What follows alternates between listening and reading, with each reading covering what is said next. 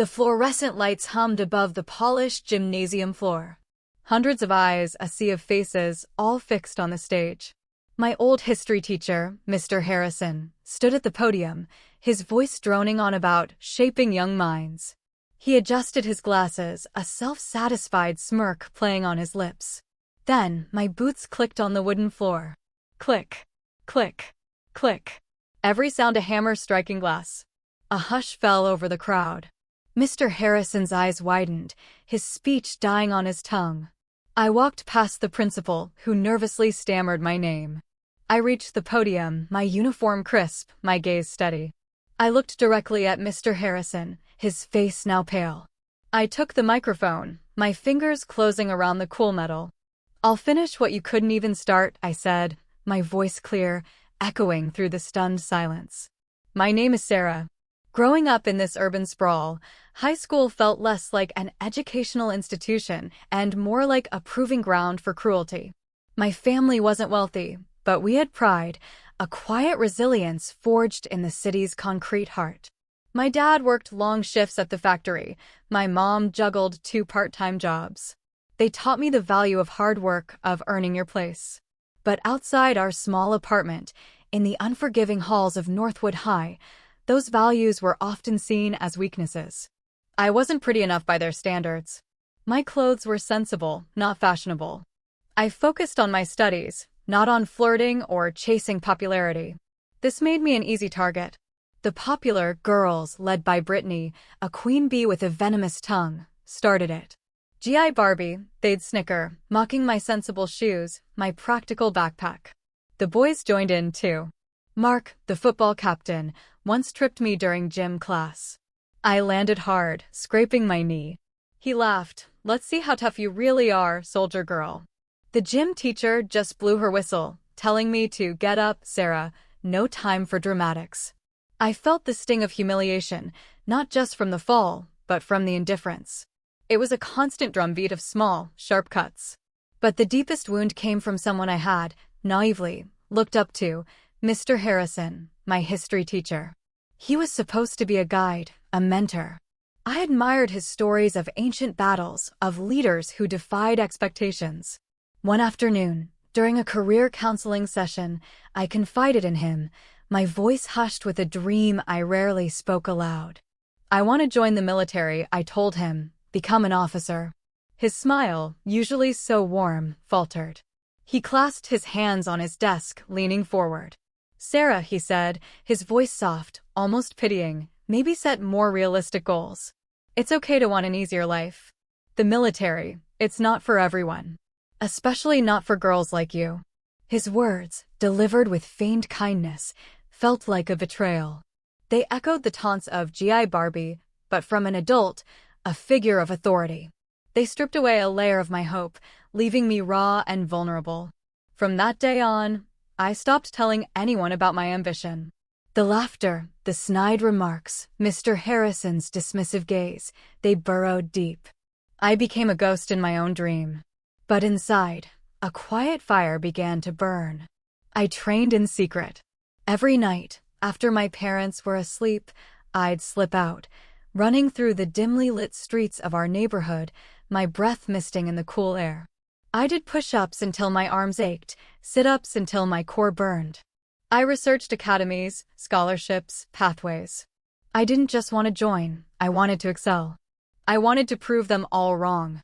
When graduation came, I didn't celebrate. I simply left town, without a single goodbye to my tormentors, or even to Mr. Harrison. They thought I had vanished, another failed dream swallowed by the city. They thought I had given up. But I was building. I was becoming. Leaving Northwood High, leaving that urban sprawl behind, was like shedding a skin. But the echoes of G.I. Barbie and Mr. Harrison's dismissive voice still clung to me, a phantom weight. I arrived at the military academy, a place that felt a million miles from the grimy city streets I knew. Here, the buildings were stark, the routines rigid, and the expectations impossibly high. The air itself seemed to crackle with discipline and challenge. I saw cadets with impressive athletic backgrounds, others from prestigious military families. I was just Sarah, from the factory side of town, with a chip on my shoulder and a silent fire in my gut. My first few months were a brutal test. Every morning, before dawn, the piercing blare of the reveille ripped through the barracks. We'd be on the parade ground within minutes, the asphalt cold even through the soles of our boots. Physical training was relentless. Push-ups until my arms screamed, then more. Running miles with weighted packs, my lungs burning, my muscles protesting with every step. There were days I wanted to collapse, to just lie there on the track and cry. In those moments, I would close my eyes and see Brittany's sneering face, hear Mark's cruel laugh, and feel the phantom sting of Mr. Harrison's pity. Maybe set more realistic goals, his voice would whisper in my head. And just like that, the exhaustion would recede, replaced by a surge of defiant energy. I will not break. I will not be easy. Each bead of sweat, each strained breath, was a silent answer to their doubts. It wasn't just physical. The academic load was crushing. Engineering, military history, leadership ethics, subjects that demanded absolute focus. I wasn't a natural scholar. I had to fight for every grade point. Late nights were spent hunched over textbooks, the only light from a small desk lamp, while others slept. I saw cadets drop out, defeated by the pressure, but I remembered my mother, working 2 jobs, her hands rough from cleaning offices and serving food. I remembered my father, coming home from the factory, bone-tired but never complaining. They had worked their lives for an easier life, as Mr. Harrison had put it. I was doing this for them, and for the girl I used to be, the one who believed a teacher would encourage her.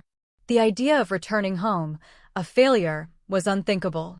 It wasn't about proving them wrong anymore, it was about proving myself right. The skepticism didn't end with high school. In a training exercise, navigating a dense, simulated urban combat zone, my team leader, a gruff senior cadet named Miller, questioned my map-reading skills. "Are you sure, Sarah? This looks like a dead end for a GI Barbie like you." The phrase, identical to the one from high school, hit me like a physical blow. My jaw tightened. "Yes, sir," I replied, my voice steady, though my stomach churned. The intel indicates this alley is our fastest route to the objective, despite its appearance. We pushed forward, trusting my gut and my meticulous calculations. Moments later, we emerged exactly where we needed to be, completing the objective ahead of schedule. Miller, a man of few words, simply grunted, "Good job, Roberts." It wasn't an apology, but it was an acknowledgement. Each small victory chipped away at the old wounds, replacing them with calluses of confidence. My parents, bless them, called every Sunday. Their voices, warm and familiar, were a lifeline. They missed me terribly, and I missed them. Other cadets went home for holidays, shared stories of family gatherings. I rarely did. My focus was singular. I poured every ounce of my being into my training, into becoming the best soldier, the best leader I could be.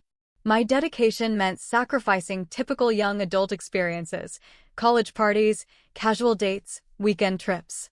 Sometimes, a pang of loneliness would hit, a yearning for a simpler life, a life where I didn't constantly have to prove my worth. But then I'd remember the cold laughter, the dismissive words, and that feeling would fuel me again. I wasn't just building a career, I was building a fortress around my self-worth, brick by painful brick.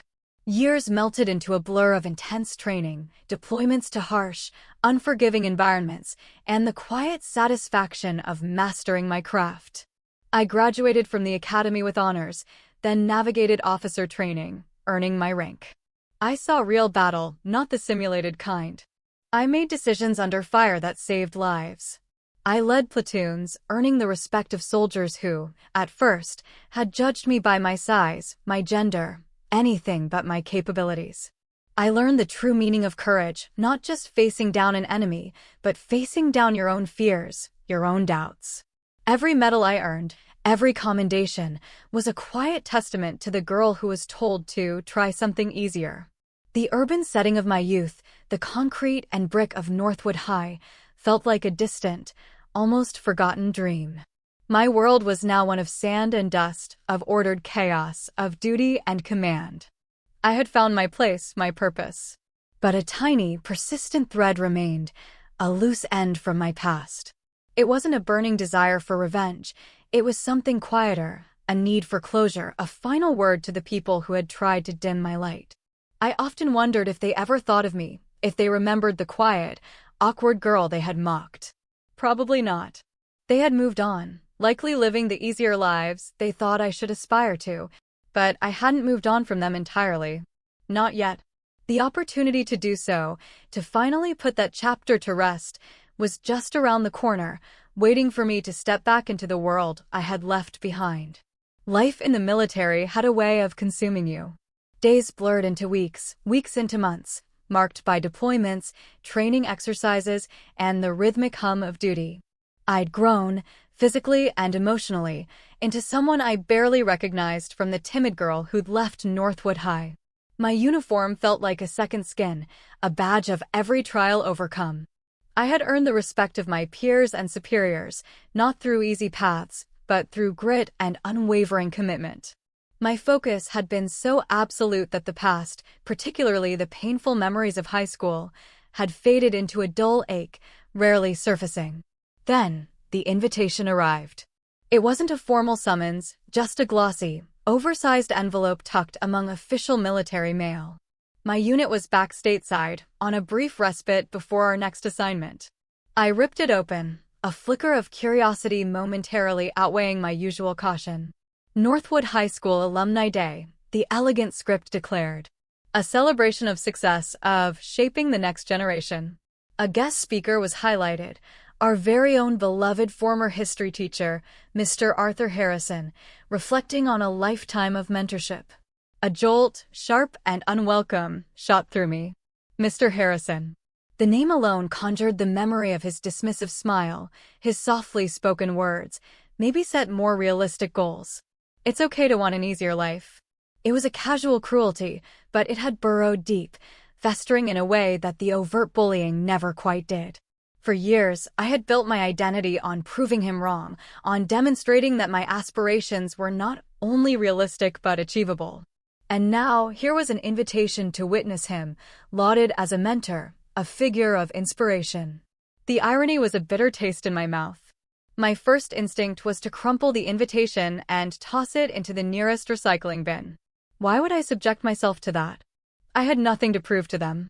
My life, my career, my accomplishments, they spoke for themselves. I was a commissioned officer in the United States military. I had served my country. What could a high school reunion, a glorified pep rally, offer me but a rehash of old wounds? I had moved past that, hadn't I? I tossed the invitation onto my bunk, planning to ignore it. For the next few days, it lay there, a stark white rectangle on the olive-green blanket. But it wouldn't leave me alone. Every time I walked past it, the words Arthur Harrison seemed to mock me. It wasn't just him, though. It was Brittany with her mocking laughter. It was Mark with his tripping feet. It was every whispered G.I. Barbie. They had all contributed to a narrative that I was somehow less, somehow incapable of achieving anything beyond mediocrity. They had collectively tried to define my story before it had even begun. One evening, after a particularly grueling training exercise, I sat on my bunk, exhausted, staring at the invitation. I remembered a conversation with a young recruit, fresh out of basic training, who had confided in me about his own struggles with self-doubt, about people back home telling him he wasn't military material. I had told him about resilience, about silencing the naysayers by simply doing. I had spoken with a conviction born of my own experience. And now, here was my chance to live that lesson, not just preach it. It wasn't about revenge, not truly. Revenge felt petty, beneath the woman I had become. This was about something larger. It was about confronting the past, not with anger, but with the undeniable truth of accomplishment. It was about reclaiming my narrative. It was about standing in a place where I had once felt small and invisible, and demonstrating, without a single word of bitterness, the profound error in their judgment. It was for that scared, insecure girl who once confided her dreams to a teacher, only to have them dismissed. It was for every young person who might be sitting in those same high school chairs, silently battling their own critics. The thought solidified into a quiet, steely resolve. I wouldn't go as Sarah, the anonymous alumna. I would go as Lieutenant Sarah Roberts. I would wear my class A uniform, crisp and impeccable, adorned with every ribbon, every medal I had earned. It would be a silent, yet undeniable, declaration. It would be my truth, standing proudly in the face of their past dismissals. The decision made, a strange sense of calm settled over me. The anxiety that had been gnawing at me for days dissipated, replaced by a quiet anticipation. This wasn't just an alumni event, it was a final, necessary step in my own journey. I called my parents, who were thrilled. "You're going back?" "In your uniform?" my mom whispered, her voice thick with emotion. "Oh, Sarah, your father and I are so proud." Their pride fueled me, giving me the final push. The night before, I carefully pressed my uniform, polished my boots until they gleamed like obsidian. I laid out my ribbons, each one a memory of hardship and triumph. As I packed, a powerful surge of confidence coursed through me. I wasn't going back to prove anything to Mr. Harrison or Brittany or Mark. I was going back to claim my story. The moment of truth was no longer just a memory, it was a destination. I would walk into that gymnasium, not as the mocked girl they remembered, but as the woman I had fought to become. I would stand tall, and I would make sure they saw me, truly saw me, for the very first time. The morning of Alumni Day was crisp, with a cool breeze that did little to calm the thrumming in my chest. I double-checked my uniform in the mirror one last time. Every crease was sharp, every button gleaming. The ribbons on my chest, a vibrant tapestry of colors, represented years of dedication, sacrifice, and fierce perseverance. My reflection showed not the insecure girl who left the city, but a woman forged in the crucible of duty and command. This wasn't a costume, it was my truth, worn proudly. I drove through the familiar streets of my old neighborhood. The city was still the same, a sprawling testament to life lived on the edge. But my perspective had changed. The towering buildings didn't intimidate me, they were just structures. The bustling crowds didn't overwhelm me, they were just people. I pulled into the Northwood High parking lot, the same lot where I'd once hurried away from jeering classmates. Today, I walked with a steady, measured pace, my boots clicking rhythmically on the asphalt, each step an echo of my journey. As I entered the main hall, a hush fell. Students, teachers, and alumni milled about, engaged in conversations that abruptly ceased as my uniform caught their eye. Whispers rippled through the crowd. "Who is that? Is she a recruiter? She looks familiar." Heads turned. Old teachers, their faces etched with more lines than I remembered, stared, their expressions a mix of confusion and dawning recognition. I met their gazes without flinching, a ghost from their past made powerfully real. The gymnasium was already filling up. The air buzzed with the low murmur of conversations, but the moment I stepped across the threshold, a sudden quiet descended. Every eye in the room swiveled toward me. There, on the stage, stood Mr. Harrison. He was older, balding, and a little heavier than I remembered, but the familiar, self-satisfied smirk was still in place as he adjusted the microphone. He was midway through a story about a promising student. He had inspired a narrative that felt chillingly ironic. His eyes, scanning the audience, landed on me. For a split second, a flicker of disbelief crossed his face, followed by a ripple of confusion, then a dawning, horrified recognition. His speech faltered. His mouth opened, then closed, no sound emerging. He froze, his gaze locked on my uniform, on my face, a past he clearly preferred to forget staring back at him from the present. I waited until he had completely trailed off, the silence in the gymnasium growing heavy, thick with unspoken questions.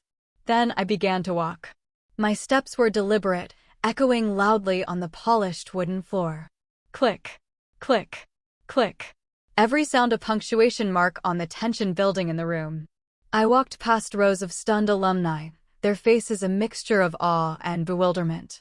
I passed former classmates, some of whom I recognized, their eyes wide with shock. Brittany, who once called me G.I. Barbie, sat stiffly, her face pale, her jaw slack.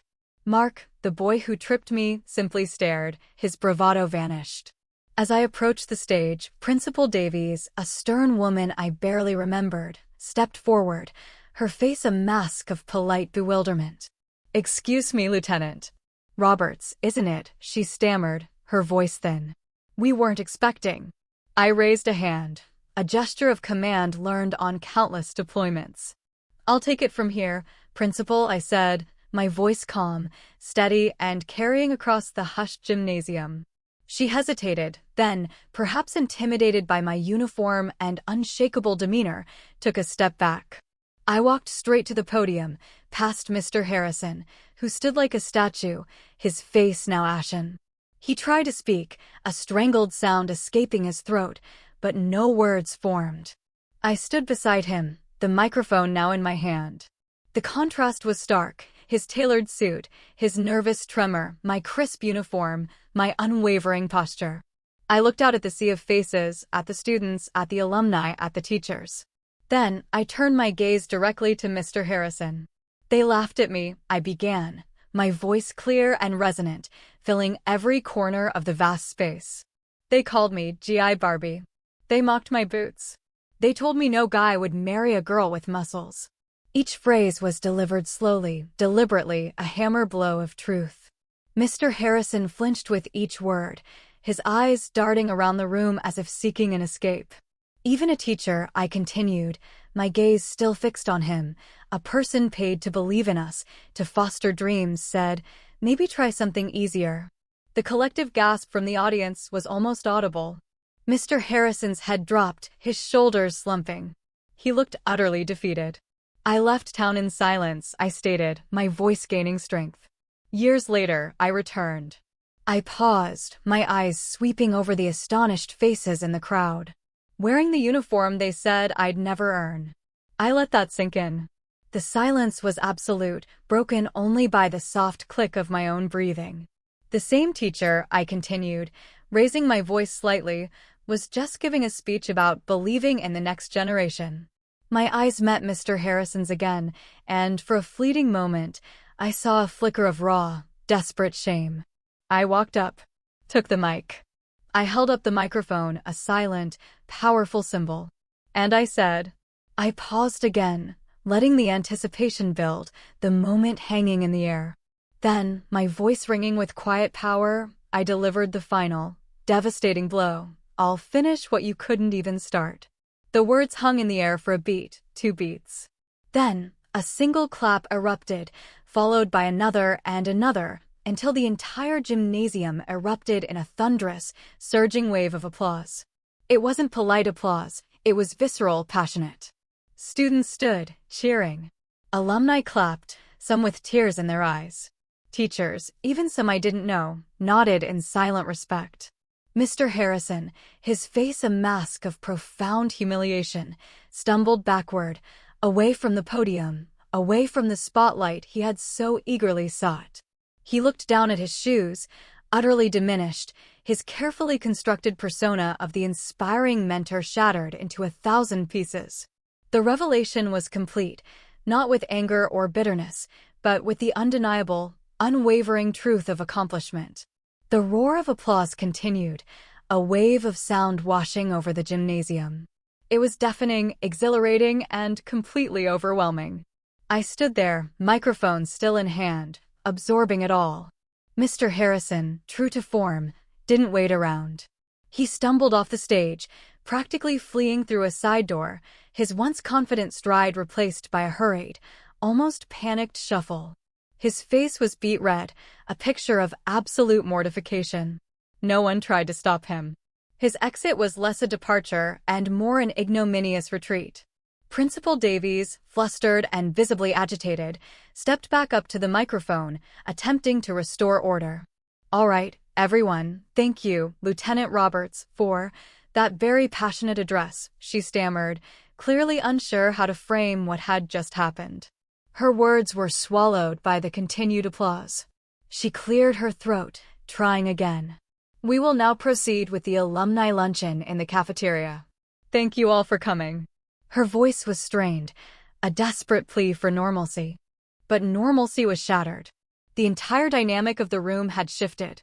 The initial shock gave way to a palpable buzz of excitement and a new, unspoken energy. People weren't heading for lunch. They were surging forward, toward the stage, toward me. Students, their eyes wide with awe, pressed against the ropes, reaching out, some shouting, "That was amazing." You told him. Their energy was infectious, a stark contrast to the indifferent stares I'd once received. I saw Brittany, the former Queen Bee, still frozen in her seat. Her face was pale, devoid of its usual smirk.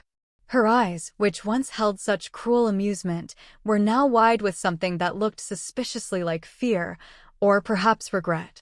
Mark, the boy who tripped me, had disappeared entirely, likely having made his own swift exit. The tables had turned, not through my malice, but through my truth. My vindication wasn't in their shame, but in the strength I felt within myself, a strength they had unwittingly helped forge. A few teachers, particularly those who seemed genuinely disheartened by Mr. Harrison's approach to students, approached me, their expressions a mix of apology and admiration. Lieutenant Roberts, one older woman, a former English teacher, said, her voice soft, "I just wanted to say, that took immense courage. We're all very proud." Her words, simple and heartfelt, meant more than any roar of applause. They acknowledged the journey, not just the destination. I didn't stay for the lunch. My purpose was fulfilled. I had spoken my truth, not just for myself, but for every Sarah who had been told to try something easier. I nodded to the well-wishers, offering a small, grateful smile, but gently excused myself. As I walked out of the gymnasium, the lingering applause still a fading echo in my ears, the students in the hallways whispered and pointed. But this time, their whispers held respect, not ridicule. I walked the same hallway where I had once hurried, head down, desperate to be invisible. Now, my boots echoed with purpose, a steady, confident rhythm. I passed the exact spot where Mark had tripped me, the ghosts of past humiliation finally dissolving into the bright reality of the present.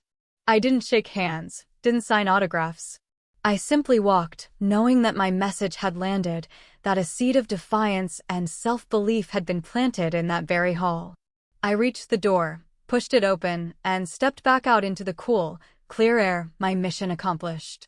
The confrontation at Northwood High wasn't just a moment, it was a turning point. It wasn't the end of my journey, but it was the definitive closing of a painful chapter.